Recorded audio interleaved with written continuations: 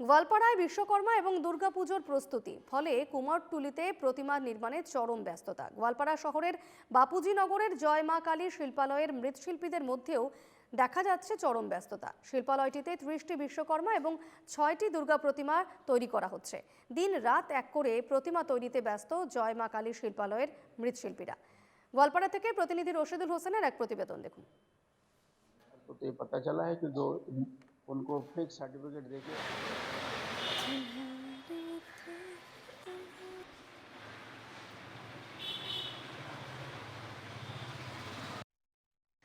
দেখো সম্মুখে क्लियर শ্রী শ্রী বিশ্বকর্মা এবং দুর্গাপুজো, তাই চারোদিকে দেখা যাচ্ছে ব্যস্ততা।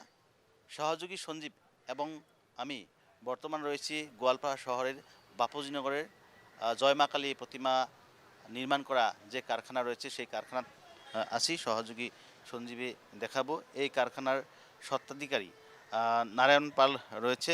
তিনি কিন্তু বড্ড ব্যস্ততা দেখা যাচ্ছে তিনার কেননা দুর্গাপুজো এবং শ্রী শ্রী বিশ্বকর্মা পূজা সম্মুখে রয়েছে।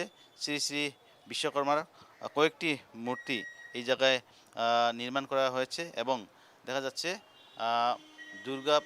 মা দুর্গার 6টি প্রতিমা নির্মাণ কার্য চালিয়ে যাচ্ছে শিল্পী নারায়ণ পাল। আমি দেখাচ্ছি, সহযোগী সঞ্জীবী দেখাচ্ছে কি শিল্পী এবং কি দুর্গা পূজা কমিটি সবাই কিন্তু ব্যস্ত হয়ে রয়েছে এই সময়। আমি কথা বলতে চেষ্টা করব, নারায়ণ পাল আমার সঙ্গে রয়েছে, তিনারা কিন্তু যুগ যুগ ধরে এই কাজ চালিয়ে যাচ্ছে। কাকু কি বলবেন? পূজার সম্মুখে তো পূজার বিশ্বকর্মা রং করে আছি, বিশ্বকর্মাকে রেডি করতে লাগবো, তারপরে দুর্গার কাজও করতে লাগবো। কয়টি বিশ্বকর্মার? বিশ্বকর্মা বেশি নাই, 30টা মতো আছে। দুর্গা 6টা বানাইছি। কোথায় কোথায় যাবে? আমাদের গোয়ালপাড়ার ভিতরে হবে। আপনারা যেহেতু পাল সম্প্রদায়ের লোক, যুগ যুগ ধরে এর কাজ চালিয়ে যাচ্ছেন, বাবা আমার বাবাই করেন, আমার এক জেঠার লোক আমি কাজ শিখছি, জেঠার সাথে কাজ করে কাজ শেখা হয়েছে। এখন তারপরে আমি নিজস্ব কাজ করি আর কি, ছোট থেকে ছোট থেকে করি।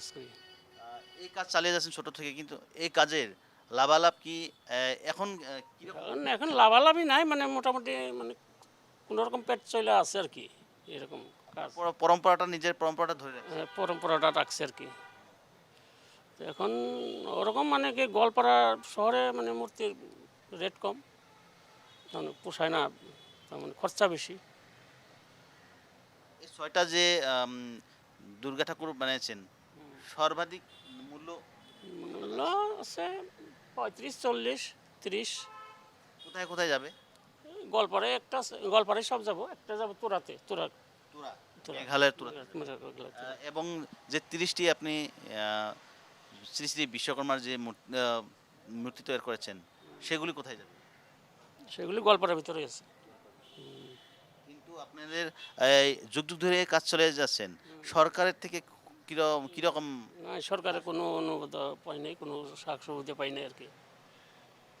নিজেই মানে যেটুকু পারি ওটুকু করে আছি, সরকারের কোনো ফ্যাসিলিটি পাই নাই আমরা।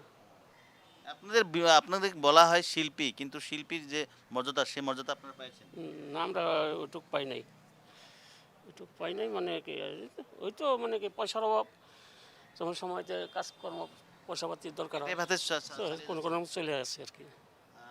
দেখো এই মুহূর্তে আমি রয়েছি গোয়ালপাড়া শহরের বাপুজিনগরের শ্রী শ্রী জয় মা কালী যে প্রতিমা তৈরি করা কারখানা, সে নির্মাণ করা কারখানা রয়েছে, সেই কারখানার পরিবেশ দেখাচ্ছি। এবং পুজো সম্মুখে পুজো, সেই জন্য দেখা যাচ্ছে চারোদিকে ব্যস্ততা দেখা যাচ্ছে। শিল্পীগণ ব্যস্ত হওয়া দেখা যাচ্ছে। যেগুলো মৃন্ময় শিল্পী রয়েছে তিনারা কিন্তু যথেষ্ট ব্যস্ত। এই মুহূর্তে আমি গোয়ালপাড়ার পরিবেশ দেখাচ্ছি, সহযোগী সঞ্জীবের মাধ্যমে পরিবেশ দেখাচ্ছি। এবং এই যে জয় মা কালী প্রতিমা নির্মাণ করার যে কারখানা রয়েছে, সেই কারখানাটি কিন্তু 30টি শ্রী শ্রী বিশ্বকর্মার যে মূর্তি, সেই মূর্তি নির্মাণ করা হয়েছে। এবং 6টি দুর্গা ঠাকুরের প্রতিমা নির্মাণ করা হয়েছে। এবং নির্মাণ করা হয়েছে। নির্মাণ কাজ চালিয়ে যাচ্ছে শিল্পী নারায়ণ পাল, কিন্তু তিনারা দুঃখ প্রকাশ করছেন। তিনাদেরকে শিল্পী বলা হয় যদিও শিল্পী যে মর্যাদা, সেই মর্যাদা কিন্তু তিনারা এখনও পায়নি বলে তিনাদের অনুভব। এবং সরকারে বিভিন্ন কিন্তু আসনি গ্রহণ করেছে বিভিন্ন সম্প্রদায় বা বিভিন্ন স্তরের লোকজনের জন্য কিন্তু সরকারে বিভিন্ন আসনি বা স্কিম নিয়েছে। যদিও কিন্তু দেখা যাচ্ছে যে মৃৎশিল্পী বা মৃন্ময় শিল্পী যেগুলো আছে তিনাদের ক্ষেত্রে কিন্তু কোনো আজ অবধি কোনো উম, আসনি নেওয়া হয়নি। তিনারা কিন্তু যুগ যুগ ধরে এই কাজ চালিয়ে যাচ্ছে। তিনাদের পেটে ভাতে তিনারা চলেছেন বলে জানালেন।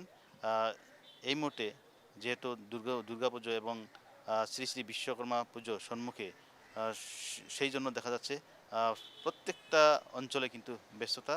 আর গোয়ালপাড়া তো দেখা যাচ্ছে একই পরিবেশ, একই ছবি। সহযোগী সঞ্জীবের সঙ্গে আমি রশিদুল হোসেন, এনকে টিভি বাংলা।